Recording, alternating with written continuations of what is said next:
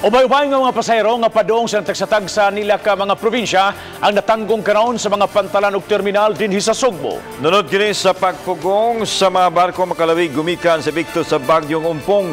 Apan bisan pa man og walay biyahe, aduna gihapoy mga pasaherong namasin nga makalarga karong weekend. Si Nico Sereno sa report.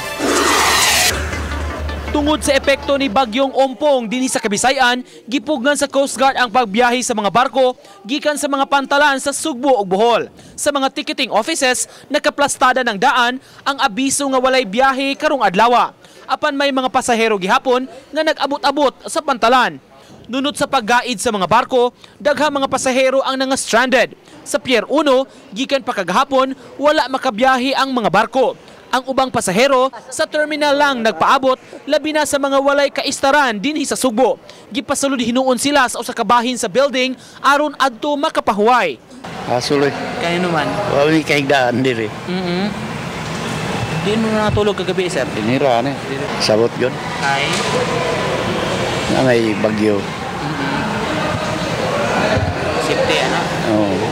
Safety po na.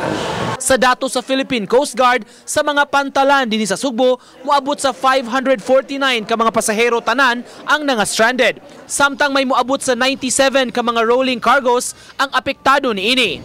Matud sa tagduma sa pantalan, wala pa'y abiso kanus-a makabalik ang biyahe. Samtang may pipilasab nga mga stranded sa Cebu South Bus Terminal.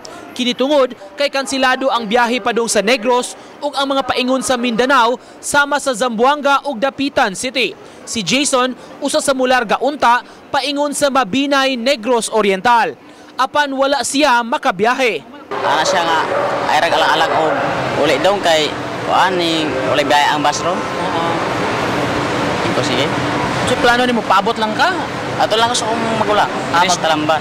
Padayon ra hinuon ang biyahe sa mga bus paingon sa kalungsuran ug mga dakbayan sa Southern Cebu. Daghan gihapon ang pasahero aron makapamauli sa tagsa-tagsang mga dapit karong weekend. Nico Sereno, Balitong Bisdak.